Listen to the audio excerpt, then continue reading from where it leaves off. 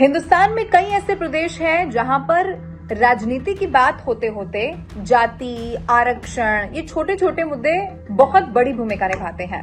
लेकिन हिंदुस्तान में ही कई राज्य ऐसे भी हैं जहां पर बहुत आम है कि आपके नाम के साथ साथ आपसे ये पूछ लिया जाए कि आपकी जाति कौन सी है, आपका सरनेम क्या है, यानी कि आप कौन से वर्ग से ताल्लुक रखते हैं। और आज मैं पूरे अपने अनुभव और पूरी जिम्मेदारी के साथ आपको ये बताऊंगी कि राजस्थान में भी कई ऐसे इलाके हैं जहां पर जो जातिगत दबदबा है वो बहुत ज्यादा रहा है और आज से नहीं कई सालों से रहा है।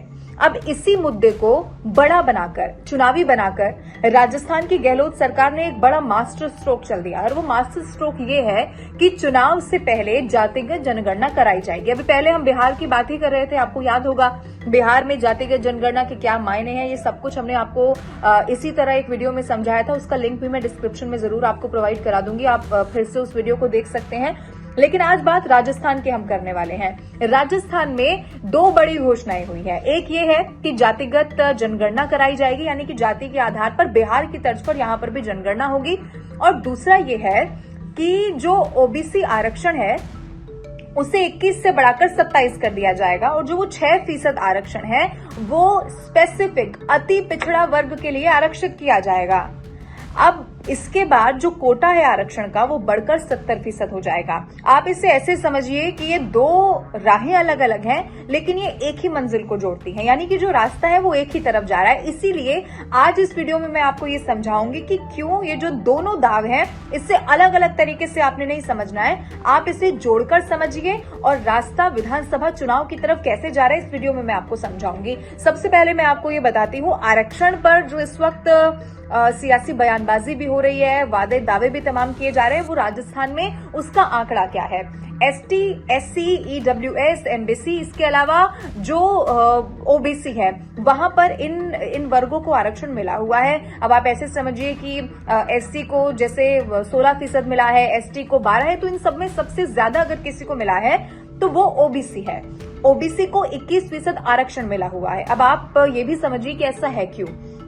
अगर जनसंख्या के हिसाब से देखें, अगर आंकड़ा ये कहता है कि राजस्थान में इस पूरे प्रदेश में आबादी अगर 8.5 करोड़ की है तो 8.5 करोड़ में से जो 3.25 करोड़ हैं वो ओबीसी से ताल्लुक रखते हैं।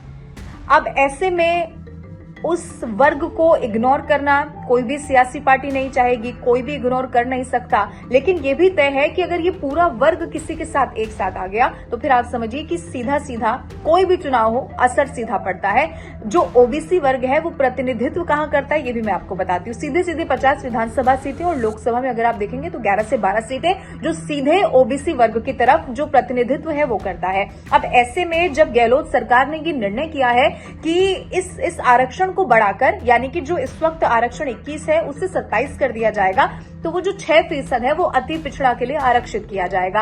अब इसका दूसरा पहलू ये भी है कि ये जो ज्यादा आबादी को साथ ले आएगा वो चुनाव जीत जाएगा। लेकिन क्या ये इतना आसान है? ये सवाल इसीलिए है क्योंकि ओबीसी कैटेगरी में अगर आप देखेंगे जो 21% है उनकी अभी मैं बात कर रही हूं, उस कैटेगरी में जो लोग आते हैं, यानी कि जो कास्ट हैं, जो जातियां शामिल हैं, उनमें आपस में भी बहुत विरोधाभास है। जैसे आप इसे समझिए कि अगर जो जाट हैं वो अपने ही जो बाकी जातियां हैं उनमें कभी भी एक मत दिखाई नहीं दिया और यही कारण है। और खासतौर पर ऐसी जातियां जिसमें यादव शामिल हैं, जिसमें खुद माली समाज से ताल्लुक रखने वाले मुख्यमंत्री अशोक गहलोत हैं, ये जो जातियां हैं उनका अलग अलग वोट पैटर्न है। और जैसे जाट की अगर हमने बात की तो जो गुर्जर वर्ग है, जो गुर्जर समाज से ताल्लुक रखता है, वो बिल्कुल अलग पैटर्न पर वोट करता है। इसीलिए अब ये माना जाता है कि उनका झुकाव बीजेपी की तरफ हो गया है। अगर आप जाटों की बात करेंगे तो जाट लंबे समय से नाराज भी इस बात को लेकर है कि हमारा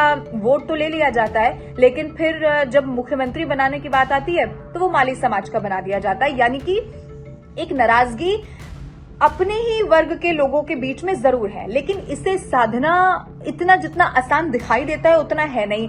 लेकिन इन सबके बीच में एक बहुत बड़ा सवाल ये भी है कि क्या इतनी जल्दी ये जनगणना, जो जातिगत जनगणना है, वो पूरी कराई भी जा सकती है? क्योंकि इसका पूरा पैटर्न कैसे काम करता है कि एक बाकायदा टीम बनाई जाती है जो लोगों के घर पर जाती है और उनकी सारी डिटेल्स नोट की जाती हैं और फिर ये आंकड़ा कहीं निकलकर सामने आता है। यानी कि अगर कंक्लूड करके मैं आपको समझाऊं तो लगभग 1 साल का या इससे भी ज्यादा का समय लग सकता है। लेकिन मुख्यमंत्री अशोक गहलोत ने विधानसभा चुनाव से पहले इसका ऐलान कर दिया है। अब दो बड़े टास्क ये हैं कि वो लोगों को ये कैसे समझाएंगे कि जो जातिगत जनगणना की बात उन्होंने कही है वो वैलिड तो होगी, लेकिन वो इसके बाद होगी, यानी कि इस वाले चुनाव निकल जाने के बाद होगी। जब फिर से अगर सत्ता में वापसी कर लेते हैं तो फिर जातिगत जनगणना कराई जाएगी और ये बता दिया जाएगा, जो राहुल गांधी ने भी कहा कि जिसकी जितनी आबादी उसका उतना हक, यानी कि हम ये पहले तय करेंगे कि फला जगह पर फला आबादी ज्यादा है, यहाँ पर इतने लोग ज्यादा रहते हैं, और फिर हम डिसाइड करेंगे कि आपके लिए कौन सी योजना लाई जाए या कौन सी ऐसी योजना है जिसका आपको फायदा पहुंच रहा है, नहीं पहुंच रहा है, सब कुछ पे डिसाइड किया जाएगा। लेकिन दूसरा ये होगा कि एक ही कैटेगरी के लोग जिनकी बार बार बात हो रही है, जो ओबीसी वर्ग से ताल्लुक रखते हैं, उनको एक साथ आप कैसे लाएंगे। अब दूसरी तरफ बीजेपी की अगर राजस्थान विधानसभा चुनाव की रणनीति देखेंगे तो बीजेपी ने किसी चेहरे का ऐलान नहीं किया है।